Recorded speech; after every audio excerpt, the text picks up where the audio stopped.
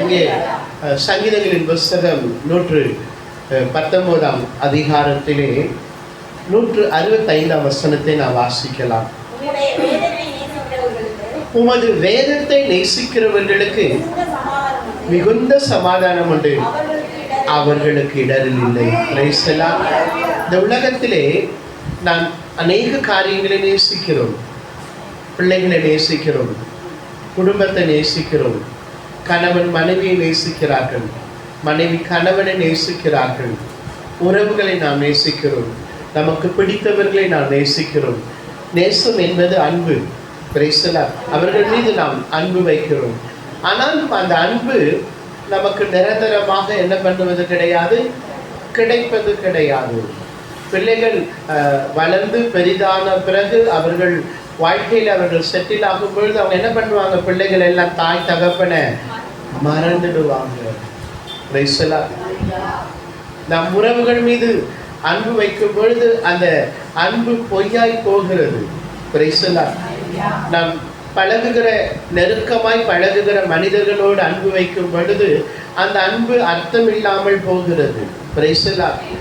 வேதம் சொல்லுகிறது, நாசிலே சுவாசம் உள்ள மனிதனை நம்புவதை விட்டுவிடு, அவன் நம்பப்படுவதற்கு எம்மாத்திரம்.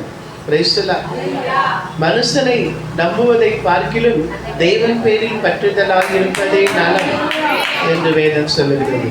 இன்றைக்கு கர்த்தருடைய வார்த்தையை கேட்டுக்கொண்டிருக்கிற தேவ பிள்ளைகளே, இன்றைக்கு உங்கள் வாழ்க்கையிலே நீங்கள் பிள்ளைகள் மீது அன்பு வைத்திருக்கலாம், கணவன் மனைவி மீது அன்பு வைத்திருக்கலாம், உங்களுக்கு பிடித்த ஆட்கள் மீது அன்பு வைத்திருக்கலாம், உங்கள் உறவுகள் மீது அன்பு வைத்திருக்கலாம், உங்களோடு கூட பிறந்தவர்களோடு கூட நீங்கள் அன்பு வைத்திருக்கலாம். ஆனால் நீங்கள் எதிர்பார்த்த அளவுக்கு அவர்களிடத்தில் உங்களுக்கு அன்பு கிடைத்திருக்காது. வேதம் சொல்லுகிறது, தேவன் அன்பாகவே இருக்கிறார். தேவன் எப்படி இருக்கிறாரு? அன்பாகவே இருக்கிறார். தன்னுடைய ஒரே குமாரன் என்று பாராமல் அவரையே நமக்காக தந்தருளி இவ்வளவா இந்த உலகத்தில் அவர் அன்பு கூர்ந்தார். நம் ஒவ்வொருவர் மீதும் தேவன் அன்பு கூறுகிறவராக இருக்கிறார். அவர் அன்புள்ள தேவன். நமக்காக சிலுவையிலே வந்து தன்னுடைய ஜீவனை கொடுத்து நமக்காக ரத்தம் சிந்தின தேவன்.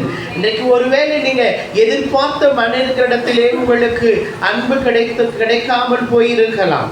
நீங்கள் எதிர்பார்த்த சிநேகம் அவர்களிடத்திலே கிடைக்காமல் போயிருக்கலாம்.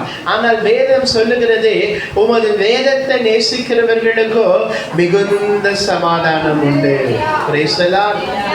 உங்கள் கரங்களிலே வைத்துக் கொண்டிருக்கிற இந்த வேத வார்த்தைகளை நீங்கள் நேசிக்கும் பொழுது கர்த்தர் உங்கள் வாழ்க்கையிலே மிகுந்த சமாதானத்தை கொடுப்பாராக.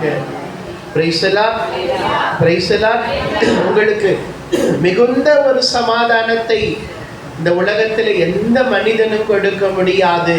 கர்த்தருடைய வார்த்தை உங்களுக்கு மிகுந்த சமாதானத்தை கொடுக்கும். நீங்க கர்த்தருடைய வார்த்தையை நேசிக்கும் பொழுது உங்களுக்கு மிகுந்த சமாதானம் உண்டு. அதனால் ஒரு நாளும் உங்களுக்கு இடரல் வராது. இன்றைக்கு அநேக மனிதர்களை நம்பி இடறி போகிறோம், அநேக உறவுகளை நம்பி இடறி போகிறோம், அவர்கள் கொடுக்கிற வாக்குறுதிகளை நம்பி நாம் இடறி போகிறோம்.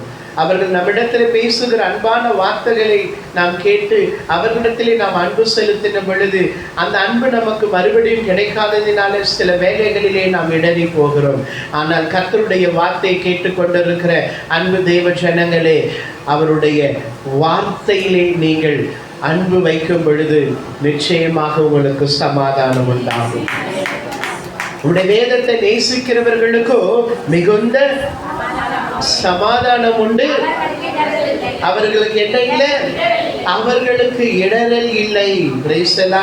எத்தனை பேர் இன்றைக்கு ஆண்டவருடைய வார்த்தையை நேசிக்கிறீங்க?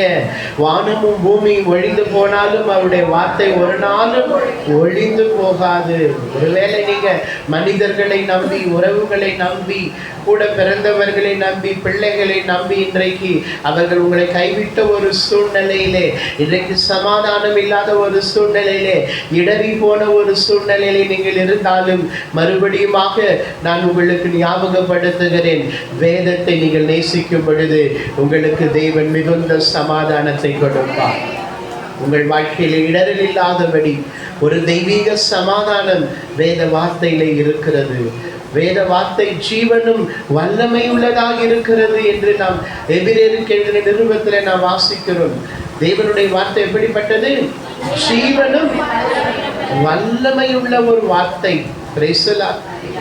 எல்லாவற்றையும் உருவாக்குகிற ஒரு வார்த்தை. தேவனுடைய வார்த்தையிலே வல்லமை இருக்கிறது, ஜீவன் இருக்கிறது. உங்கள் கரங்களிலே வைத்துக் கொண்டிருக்கிற இந்த வேத வார்த்தைகள் வல்லமை உள்ள வார்த்தைகள், ஜீவனுள்ள வார்த்தைகள், இல்லாதவைகளை உங்களுக்கு உருவாக்கி கொடுக்கிற வார்த்தைகள், உங்களுக்கு சுகம் கொடுக்கிற வார்த்தைகள், உங்களுக்கு ஜீவன் கொடுக்கிற வார்த்தைகள், உங்களுக்கு அற்புதம் செய்கிற வார்த்தைகள், உங்களுக்கு அதிசயமான காரியங்களை செய்கிற வார்த்தைகள். கர்த்தருடைய வார்த்தை மிகவும் புடமிடப்பட்டது. வேதம் சொல்லுகிறது, சகல பிரசாபத்தை பார்க்கிலும் கர்த்தர் தம்முடைய வார்த்தை என்ன பண்ணி இருக்கிறாரு? மகிமைப்படுத்தி இருக்கிறாரு. உங்கள் கரங்களிலே வைத்துக் கொண்டிருக்கிற அந்த வார்த்தை மகிமையுள்ள ஒரு வார்த்தை, கிருபையுள்ள ஒரு வார்த்தை, அற்புதங்களை செய்கிற வார்த்தை, அதிசயங்களை செய்கிற வார்த்தை, இல்லாதவைகளை உருவாக்கி கொடுக்கிற வார்த்தை, உங்களுக்கு சுகம் கொடுக்கிற வார்த்தை, உங்களுக்கு பலன் கொடுக்கிற வார்த்தை. இந்த வார்த்தையை நீங்கள் நேசியுங்கள். உங்கள் வாழ்க்கையிலே சமாதானம் இருக்கும், உங்கள் குடும்பத்திலே சமாதானம் உண்டாகும், உங்கள் வீட்டிலே சமாதானம் உண்டாகும், உங்கள் இருதயத்திலே, உங்கள் சிந்தையிலே சமாதானம் உண்டாகும். இன்றைக்கு சமாதானம் இல்லாதபடிக்கு மனிதர்களை நம்பி, உறவுகளை நம்பி, பிள்ளைகளை நம்பி இன்றைக்கு சமாதானம் இல்லாதபடி இடறி போன ஒரு சூழ்நிலையில இருக்கிறீர்களா? சோர்ந்து போகாதிருங்கள். சோர்ந்து போகிறவனுக்கு அவன் சத்துவத்தை பெருகச் செய்கிறது. கர்த்தருடைய வார்த்தையை நீங்கள் அதிகமாய் நேசியுங்கள், வாசியுங்கள், தியானியுங்கள். கர்த்தர் உங்களுக்கு அற்புதம் செய்வாராக, உங்களை வழி நடத்துவாராக.